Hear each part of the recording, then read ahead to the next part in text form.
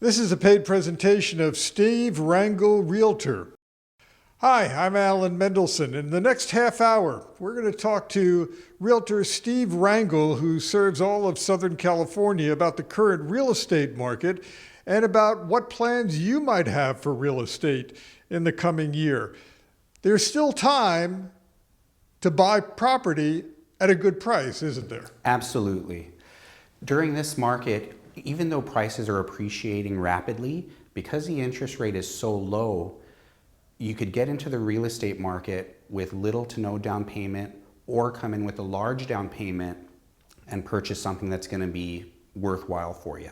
And there's all types of properties to buy, everything from single family homes to condos to investment properties. Absolutely. You know, I in my practice, I meet with first-time buyers, I meet with experienced investors, and I also meet with people that are looking to move up, to buy a bigger home as their family expands, or to also help people downsize once they become empty nesters. That's a big deal right now, is downsizing the right way. Absolutely, because as a matter of fact, with equity and home prices going up here in Southern California, a lot of people are taking that equity, buying places outright with all their cash equity. They're staying in the state, they're leaving the state. But the main thing is to buy something where they can have like a smaller loan amount.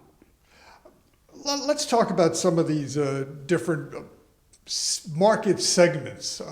First of all, investment property. A lot of people are buying second homes. They're not necessarily living in those second homes, but they're investment properties, aren't they? Yeah, not only are they buying second homes for themselves or buying second homes to rent, a lot of people are turning these second homes into Airbnb. They're making money that way. They're also using some of their equity out of their primary residence to buy apartment buildings in smaller cities where they can generate a cash flow based on their investment. Is it safe to do that now? Absolutely, because when you buy an investment property, you're putting in at least 25% down. So that amount of down payment creates enough margin in the property to create a positive cash flow. And is that why you can get financing to do these kinds of deals, because you have 25% down payments? Yes, because what that does is that ensures that the lender has some space and some margin in there to be able to create that cash flow that you need. When someone comes to you and say they want to buy a second home or investment property, what type of advice do you give them? Well, I would say I give them the advice of how much do you have to invest? So we'll take that number and then calculate it against what we can possibly collect in rents. And so if they're comfortable with that number, then we would go ahead and move towards that purchase. For example, there are some areas that could generate a better return than others for you. Sometimes, when we're looking at this Southern California market here in Los Angeles, for example, it's hard to get more than like a 5% return on your investment. So what I like to do is I like to go into different counties in California where we can get maybe a 10% return or a 13% return because they're smaller cities. The cost of the property is less expensive so that the down payment that they're putting into it can stretch farther. I keep hearing that rents are shooting up.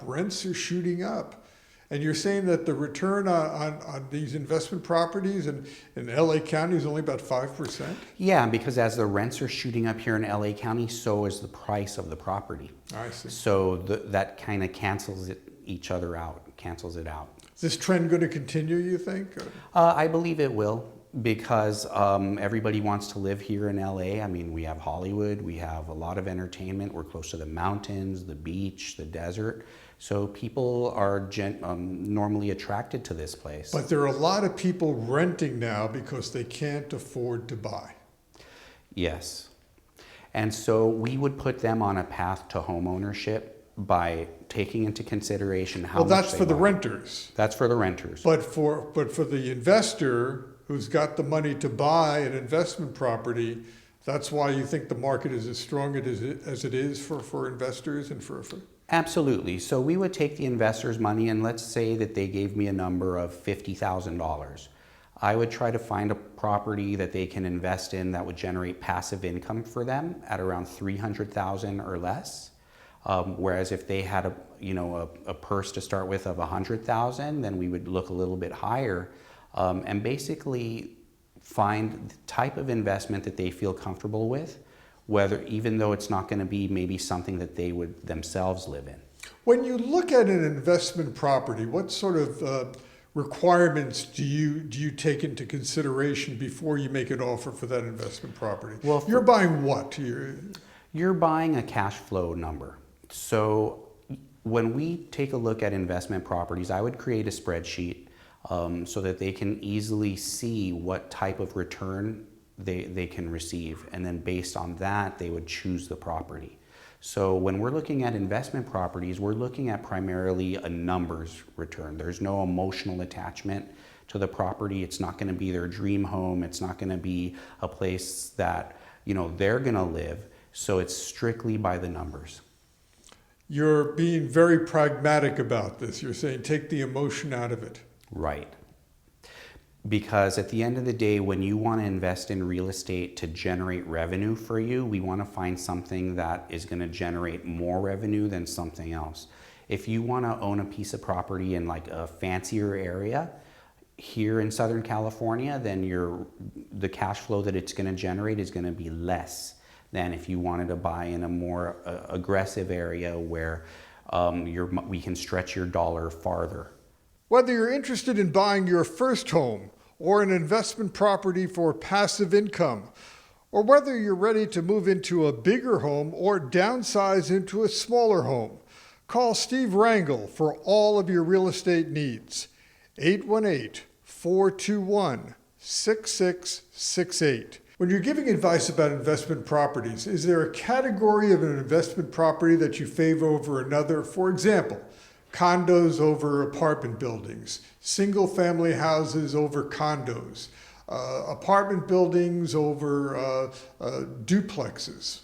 Yes, I prefer high-density, multi-unit apartment buildings, something with 4 units or more, so that when you collect the rent from these families, if one family is unable to pay that month, you still have the rent coming in from all the other units in the building. Whereas if you were to invest in a single family residence or a condo as a way to generate passive income, if something were to ever happen to that family's income, then you're going to be out the rent that month, and you're going to be responsible for all the liabilities like the mortgage and the insurance, the taxes on that property. Whereas if we invest in 4 units and above, you'll be able to hedge your bets by having the units pay for themselves, even if one family is unable to pay. So you're hedging your bet and you're spreading the risk. Yes, you're definitely limiting your risk. So it creates a safer investment. We know that real estate is going to appreciate throughout our lives. During that time, we want to make sure that the mortgage is covered, but that you as an investor is also generating revenue for yourself as a return on your investment. Single family house versus condo both involve one family. Is there a preference? I prefer single family house because if you buy a condo as an investment, you're still going to have to pay for the HOA. So we're going to have to figure that HOA into the cash flow. And that's usually a hit of maybe like $300 minimum in this area. Mm-hmm. So that's $300 less that you're going to be receiving as a property owner. That's not tax deductible either. You don't like condos? I do like condos, like if you're going to live in it, but as an investment, not so much. Tell me the difference. Why do you like condos? It's being okay to live in, but not okay as an investment? Well, it's okay to live in because when you live in it, that's your home. So it's a path to home ownership, which is the best thing anybody can do. Meaning a single family house. Yes. Yeah. Because condos are slightly less expensive unless you're going into the higher end areas to buy. So it's a way to get your foot in the door, so that you can buy your first property. You can really start living the American dream of home ownership, but you're going to have that extra expense of the homeowners association.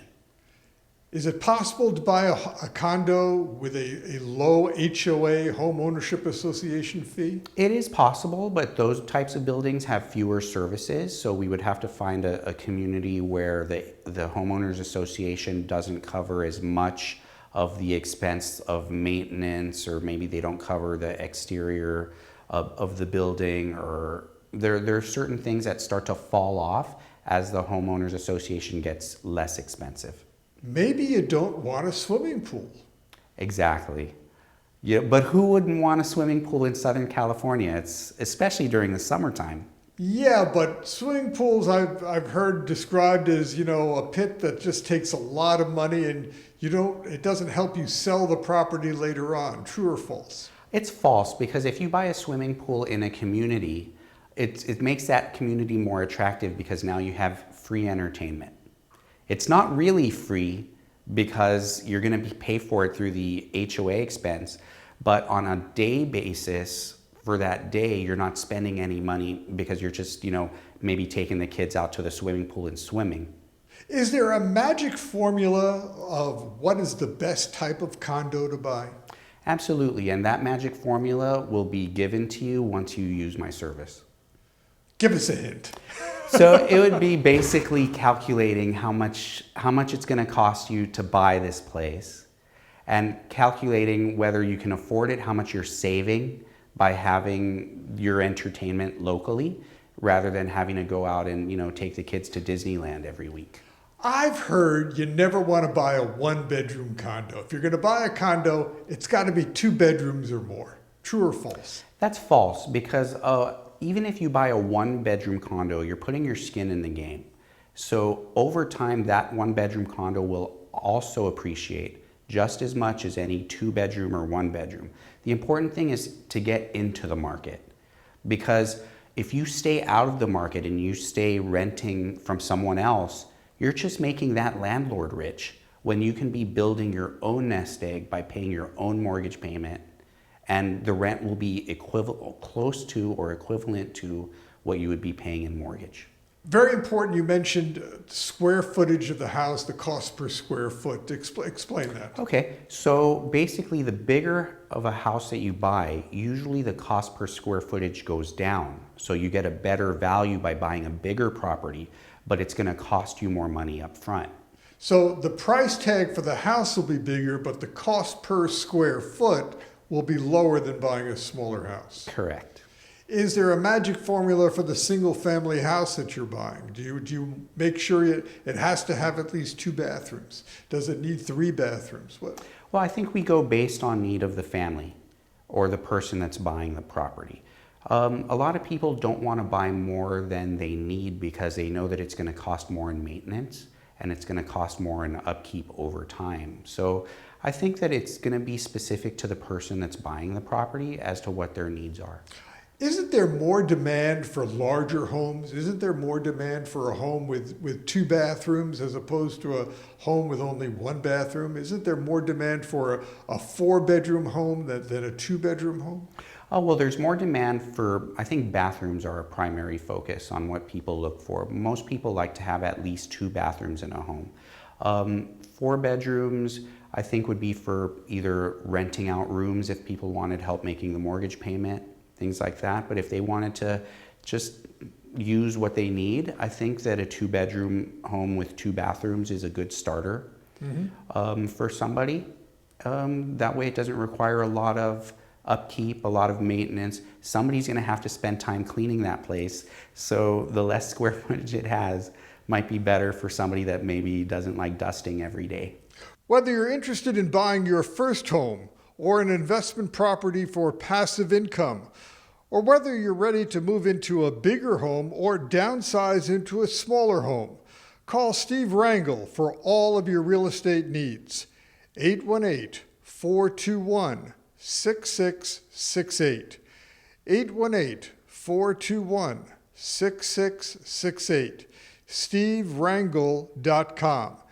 He serves all of Southern California. We mentioned initially that a lot of people now are buying second homes, some of them for investment, but also some to live in. What's the best formula for buying a second home if you intend to live in it? To buy a home in an area that you're going to like to spend time in, so whether that be by a lake or by the mountains or by the beach, I think that would be the formula for that individual. That's where emotion takes over, more Right. importantly than the cash flow or price. Correct. Yeah. Because in addition to emotion, when they buy those second homes, you know, they're not going to be living in both homes at the same time. So you do want to make it, you do want it to be something marketable to where you can maybe rent it out a couple of nights a month on Airbnb or those types of places, vacation rentals, that type of place. You know, you've mentioned Airbnb a couple of times now. That's a big issue right now for a lot of homeowners, that they're renting out their second homes and even their primary homes and even spare bedrooms through Airbnb. Yeah, they're using services like that because it helps them generate revenue to offset the cost of the mortgage. So that when they're underutilizing these properties, they can still turn real estate into something money-making for them. Also, the ADU, that converting the garage into a guest home. Yeah, that's also a big thing that took over the last couple of years. People are, because the prices are so high here in Southern California, people are looking for any way possible to own real estate without having it be a burden on their pocket. So by being able to convert their garages or half of their houses into ADUs, it really helps because you could still rent out an ADU for a very large sum of money per month, depending on the area. Additionally, now LA County is allowing you to have an ADU and a junior ADU, which means that you can have 3 units in a single family zoning. So you could have your single family house, plus a house for your in-law, plus a house that you're renting out to somebody else? Yeah, as long as the junior ADU is attached to your home and under 500 square feet, so it would basically be the equivalent of like a studio apartment attached to your home. Let's talk about the problem with first-time home buyers. I mean, with prices shooting up the way they have, it's got to be a problem for first-time buyers, even though interest rates have been low. Yeah, it really is a problem because most first-time buyers don't have huge down payments. So they're going into it with smaller down payments, and it makes their offer a little bit more difficult to get accepted. And when you couple that with the emotion behind buying your first home, it makes it very challenging. It's not impossible, but in this market, it's challenging. So I would suggest for all first-time buyers to just, don't lose faith in the process, and to just keep at it until you're able to get the right property. What's the advice you give to first-time buyers? I would say my advice is to not be afraid to put a little sweat equity into it. You might not find the perfect place, but if you can find a place that's livable, you could get in there, you could paint it yourself, you can do some of the upgrades yourself, so that you're not gonna find maybe the perfect house as your first house, but we can get you a house that's livable and then maybe in a couple of years sell it so that we can use the equity that's in that property to go ahead and buy a house that's more for you. It's very interesting that you mentioned a couple of years. When you buy your first house, how long should you think about living in that house before you move up to a better home? I would suggest at least 2 years because with the current tax code, it allows you to keep all the equity from that house tax-free if you live in it for at least 2 out of the last 5 years. So I would say as a first-time buyer, plan to live in your home for at least 2 years so that you can really reap the rewards of any kind of tax, of the current tax code that we have in place, to be able to use all of that gain that you would earn when you sell the property to use it and flip it into your next place. That's very important advice.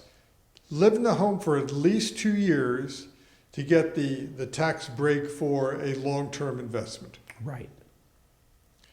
And when you talk to first-time buyers, do you talk to them about the idea of buying something that needs to be some fixing up and sweat equity? Yeah, I do, because it's really important, because a lot of people, when they want to buy a home, they're under illusion that it's just going to be their dream home from the beginning. And that might be possible in other markets, but in our market, it's very difficult unless you have a substantial down payment to go out and buy exactly what you want. When you talk to a first-time buyer, they're not getting their dream home, but they're buying a home that they can live in and a home that they want to improve. What should be their first improvement? Their first improvement will be based on whatever the condition of the house would be. Generally speaking, in real estate, you get the most bang for your buck fixing the kitchen and the bathroom. Is kitchen first? If they can, yeah. It's going to be the priciest, but if they can do it, go for it.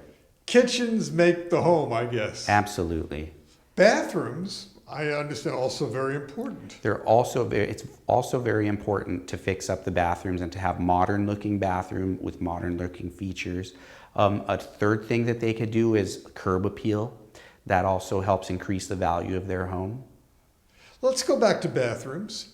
When you're dealing with buyers these days at all price levels, what type of a bathroom are they looking for? What's the ideal bathroom situation these days? The ideal bathroom situation is like a large bathroom with a lot of space, with a modern tub and separate shower feature, with railroad tiles. With subway tiles. Subway tiles. Subway tiles. Those are the white tiles that resemble the New York City subway system. Absolutely. And modern vanities with modern features. How many sinks? Most people like having 2 sinks. Absolutely. You gotta have 2 sinks. Absolutely. That way you have enough space for all of your needs in there. I hear from so many people, husbands and wives, they've got to have separate bathrooms. Yeah, because somebody's going to be cluttering it. I won't say who, but we'll know, based on... It's the guy with all his shaving stuff. Absolutely. So, you mentioned modern tub. Does it have to be a jacuzzi tub? Does it have to be? Not so much anymore, but as long as it's deep enough and it has like very clean lines and very square base, that's what people like right now. I'm just curious, with our aging population, do you need tubs with walk-in tubs, as they're called? Well, they do have those, and you can definitely get one installed, as needed. But do you need it? I don't think you really need it because you would have a separate stand-up shower, and most bathrooms are being designed where they have the shower and the tub separate these days. And that's important? Yeah, because it gives you the option to be able to use what you would like on that particular day. They also have showers with a low lip, so that they can accommodate someone who's elderly and has trouble stepping up. Is it worth it to get that type of a shower? Well, actually, most people are making these new showers where it's just like completely flush with the floor. That's what I'm talking about. Yeah. It's a new design. It's a new design where it's completely flush, where they can walk right into it, but none of the water escapes the shower area. Right. It's actually pretty cool. It's an engineering feat. Is it a good idea to get that type of design? Absolutely, because if you can get that design and you have like your seamless glass shower doors going around it, it'll give it a very modern finish. Whether you're interested in buying your first home or an investment property for passive income, or whether you're ready to move into a bigger home or downsize into a smaller home, call Steve Rangel for all of your real estate needs. 818-421-6668. 818-421-6668. SteveRangel.com. He serves all of Southern California. So kitchens first, bathrooms second. With the kitchens, is it worthwhile? Do you get the bang for the buck to put in high-end appliances? Absolutely, because when you go to resell, that's what people are looking for. Really? Yeah, because they're looking for stuff where they don't have to invest it. They want to buy it already done. So if you can provide a product that's already done, it'll definitely be easier to sell. So with first-time buyers, the idea is you live in the home for at least 2 years to get the maximum tax break. You be willing to go and upgrade the home to go and sell. When you buy your second home, does that have to be your lifelong home, or can people buy and keep moving up? They can keep moving up every 2 years if they want to take advantage of the current tax code. So who should call you, and what can your company do for them? Well, Alan, I believe everybody should call me, because if whoever ends up calling me is going to get the best representation that they're going to get from a realtor. I care for my clients. I go the extra mile for my clients. I fight for my clients as if their investment money was my own money, and I try to get them the best value possible with that. You invest in your clients. Absolutely. How so? I invest in my clients by taking the time to really understand what it is they're looking for, so that whatever their needs are will be met with my service. And if somebody wants to sell their home, why should they list with you? They should list with me because I have a great marketing plan to help them get their home sold for the top price in the quickest amount of time. Tell me about your marketing. Well, we do internet marketing, we do television ads, we do print ads, we do internet ads, we do just about every type of ad available in the modern world, in addition to going into the neighborhood door knocking to let all your neighbors know that your home is for sale, so that if they wanted to bring one of their friends into the neighborhood, they'll get first dibs on the property. Advertising widely is more important than putting a for sale sign on the front lawn. Right, because when a for sale sign is on the front lawn, only the people driving that street will see it. But if we advertise widely, we're going to get millions of views on between internet, print, and television. And people are doing that. They're looking for homes throughout the region, throughout the country to come here. So it's foolish just to put all your money into local advertising. Correct. People love spending time on the internet. People love surfing the web, even when they're at work. You know, they should be working, but they're not. They're online looking for homes to buy, which I think is great, because they can go in there, look at all the photos of the home, and see what exactly it is they want in a home.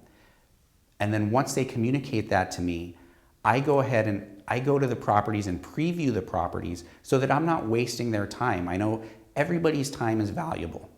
So when you only have 2 days off a week, you don't really want to spend all day on both of those days looking at homes. You want an experienced realtor going out there and saying, hey, I took the time to look at these properties for you, and I'm bringing you to the best options available. Steve Rangel, thank you very much for a very interesting conversation. Alan, thank you for taking the time to meet with me today. Whether you're interested in buying your first home or an investment property for passive income, or whether you're ready to move into a bigger home or downsize into a smaller home, call Steve Rangel for all of your real estate needs. 818-421-6668. 818-421-6668. SteveRangel.com. He serves all of Southern California. I'm Alan Mendelson. I hope you enjoyed the program. Thank you for joining us.